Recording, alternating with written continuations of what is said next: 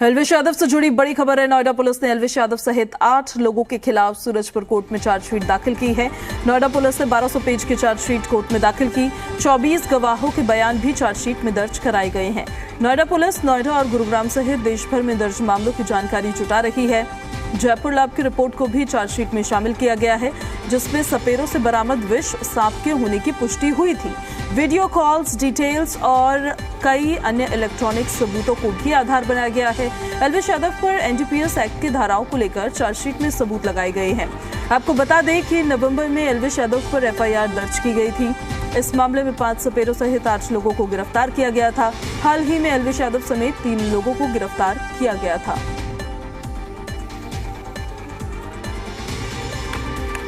और इस खबर पर ज्यादा जानकारी के साथ सी मीडिया संवाददाता प्रमोद शर्मा हमारे साथ दिल्ली से लाइव कनेक्टेड है। सीधे प्रमोद का रुख कर लेते हैं।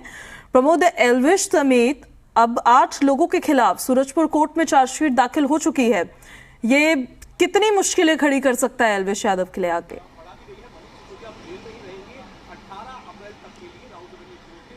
देखिए, बिल्कुल अपनी जांच करने के बाद नोएडा पुलिस ने सूरजपुर कोर्ट में 1200 पन्ने की चार्जशीट दाखिल की है, जिसमें कि रेव पार्टी में सांपों की तस्करी और उनके जहर के इस्तेमाल को लेकर जो आरोप एल्विश यादव के ऊपर भी लगे थे। एल्विश यादव के ऊपर एनडीपीएस एक्ट की धारा के तहत भी जो है केस दर्ज किया गया था, और उसको लेकर तमाम सबूतों के साथ, जिसमें कि राजस्थान के जयपुर की जो एफएसएल की लैब है, उसकी जो स्नेक वेनम की रिपोर्ट थी जो पॉजिटिव आई थी, उसको इस चार्जशीट का हिस्सा बनाया गया है। कई सारे वीडियोस हैं, कॉल डिटेल्स हैं और साथ में कुछ डिजिटल डिवाइसेस हैं, उसको इस चार्जशीट का हिस्सा बनाया गया है, जिसमें अपने सपोर्ट में पुलिस ने करीब 24 गवाहों के बयानों को भी इस चार्जशीट का हिस्सा बनाया है। और इसमें कुल, क्योंकि 8 लोग गिरफ्तार हुए थे जब रेड की गई थी पिछले साल 2023 नवंबर में, तब 5 लोग गिरफ्तार हुए थे, जिसमें कुछ सपेरी भी थे और 9 सांप बरामद किए गए थे।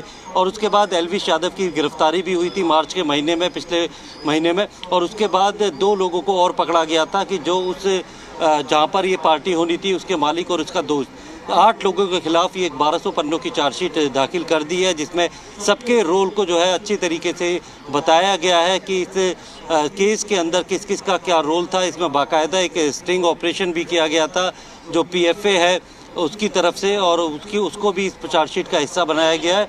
और जितने लोगों ने इस मामले में लेकर जो है गवाही दी थी, और ख़ास तौर पे जो फॉरेंसिक एविडेंस थे और जो एफएसएल की रिपोर्ट थी, उसको चार्जशीट का हिस्सा बना। तो कहीं ना कहीं अब कोर्ट इस चार्जशीट पर संज्ञान लेने के बाद चार्जशीट की कॉपी जो है वो सभी आरोपियों को सप्लाई की जाएगी, और उसके बाद से आरोपियों के ऊपर चार्जेस फ्रेम होंगे और ट्रायल चलेगा। तो कहीं ना कहीं जिस तरीके से एल्विश यादव अपने आप को जो है इस पूरे मामले में बेगुनाह बता रहा था, तो नोएडा पुलिस ने अपनी चार्जशीट में साफ कर दिया है कि इस पूरे रेव पार्टी होनी थी, सांपों का उसमें इस्तेमाल हो रहा था, उसके जहर का इस्तेमाल हो रहा था, उसमें एल्विश यादव की क्या भूमिका थी, एल्विश यादव का क्या रोल था, उसको लेकर जो है इस चार्जशीट में बताया गया है। तो कहीं ना कहीं आने वाले दिनों में अब एल्विश यादव की मुश्किलें बढ़ सकती हैं, क्योंकि अब उन्हें पूरा ट्रायल जो है वो फेस करना पड़ेगा। ठीक है, बहुत शुक्रिया आपका प्रमोद इन सारी जानकारियों के लिए।